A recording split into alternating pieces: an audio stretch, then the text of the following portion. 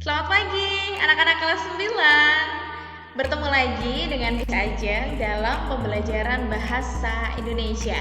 Bagaimana kabar kalian hari ini? Semoga selalu sehat dan tetap semangat belajar di rumah. Minggu lalu kita sudah belajar tentang struktur teks laporan percobaan. Nah, hari ini kita akan belajar tentang kaidah kebahasaan teks laporan percobaan. Mari kita simak video pembelajaran bahasa Indonesia berikut ini.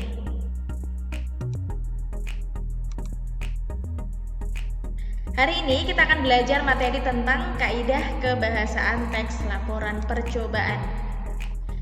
Kompetensi dasar yang akan kita pelajari adalah 3.2. Menelaah struktur dan kebahasaan dari teks laporan percobaan yang didengar atau dibaca.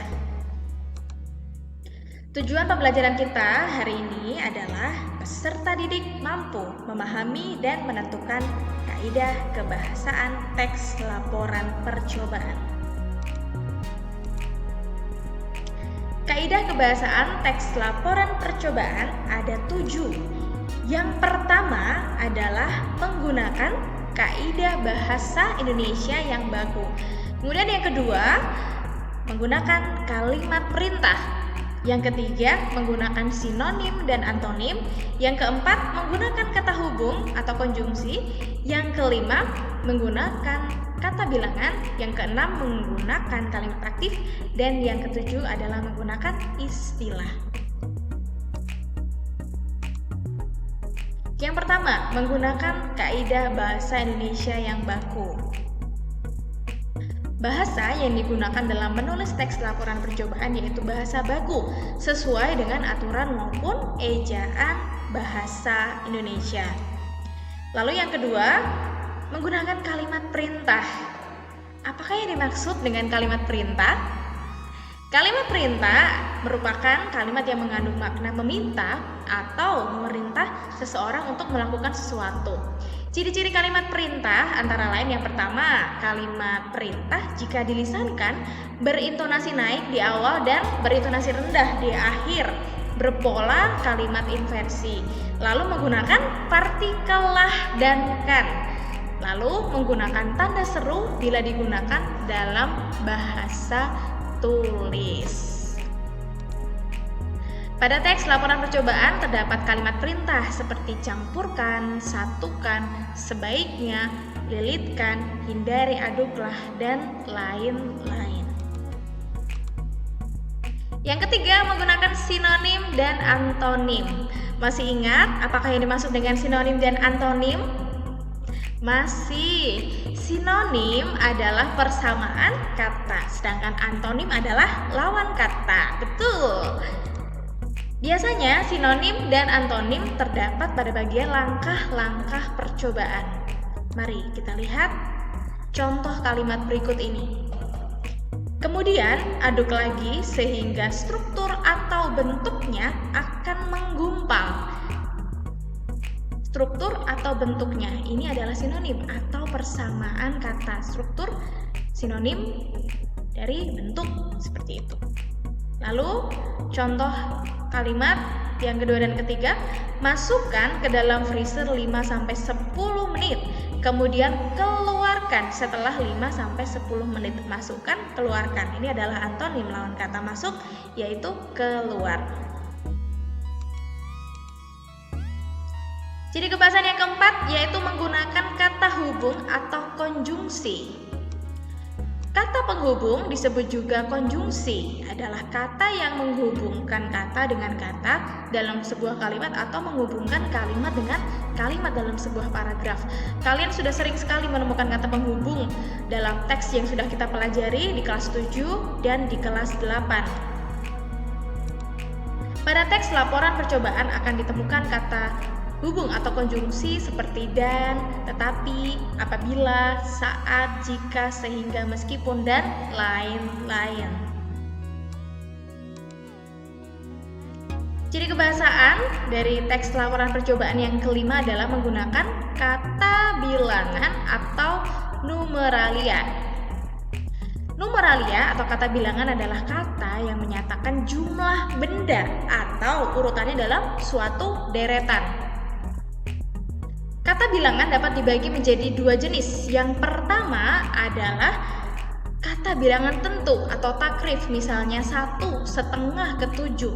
Jadi sudah tentu, sudah tahu bilangannya 1/2, 7, seperti itu. Kemudian yang kedua, kata bilangan tak tentu atau tak takrif, misalnya beberapa, seluruh, banyak, sebagian, segenap, dan berbagai. Contoh kalimatnya seperti ini. Yang pertama, masukkan 250 gram gula pasir. Ini termasuk bilangan tentu, sudah tentu bilangannya, sudah ditakar 250 gram. Kemudian yang kedua, kemudian tambahkan garam secukupnya. Ini garam secukupnya itu sesuai dengan selera, jadi tidak bisa ditakar seberapa banyaknya garam itu. Yang penting secukupnya. Lalu yang keenam, menggunakan kalimat aktif. Kalimat aktif adalah kalimat yang subjeknya melakukan pekerjaan. Ciri-cirinya apa saja kalimat aktif? Ciri-ciri kalimat aktif, subjeknya sebagai pelaku, predikatnya berawalan me atau ber. Kalimat aktif dibedakan menjadi dua. Jadi yang pertama adalah kalimat aktif transitif, yaitu kalimat yang predikatnya memerlukan objek. Yang kedua, kalimat aktif intransitif, yaitu kalimat yang predikatnya tidak perlu ditambahkan objek. Supaya lebih jelas, kita lihat pembahasan kalimat berikut ini. Bisa aja memiliki contoh dua kalimat. Kita melihat kalimat yang pertama dulu. Andi membaca novel di perpustakaan. Bisa aja ini bertanya, manakah subjek, manakah predikat, manakah objek, manakah kata keterangan? Ya, seperti ini. Subjek Andi membaca itu sebagai predikat, objeknya adalah novel di perpustakaan, keterangan tempat. Yang kedua, Rina mengigau sepanjang malam. Mana subjeknya? Mana predikatnya? Sepanjang malam sebagai betul keterangan waktu. Jadi seperti ini polanya. Rina subjek, mengigau predikat, sepanjang malam keterangan waktu, tidak ada objeknya. Nah, sekarang saya ingin bertanya, kalimat pertama berarti disebut kalimat aktif apa? Betul, kalimat aktif transitif. Nah, yang kedua ini merupakan kalimat aktif intransitif karena tidak ada objeknya. Seperti ini penjelasannya.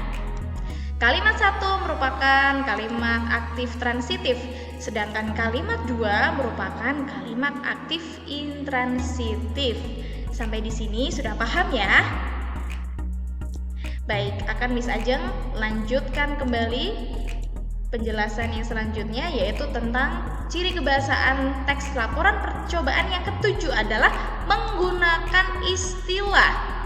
Menurut Kamus Besar Bahasa Indonesia, istilah adalah kata atau gabungan kata yang mengungkapkan makna konsep, proses, keadaan, atau sifat yang khas dalam bidang tertentu.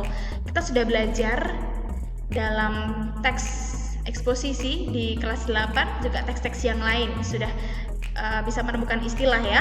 Baik. Ada istilah-istilah yang digunakan dalam bidang ilmiah, dalam bidang seni, hukum, olahraga, dan lain sebagainya. Contoh kalimat seperti ini. Buah sirsak mengandung segudang manfaat. Makan buah sirsak segar baik untuk mengontrol dan menurunkan hipertensi. Inilah yang disebut sebagai istilah. Apa artinya hipertensi, anak-anak? Betul, darah tinggi. Jadi di sini tidak dituliskan makan buah sirsak segar baik untuk mengontrol dan menurunkan darah tinggi. Kalau di sini disebut darah tinggi tidak disebut istilah karena tidak ada sifat atau ciri khas tertentu dalam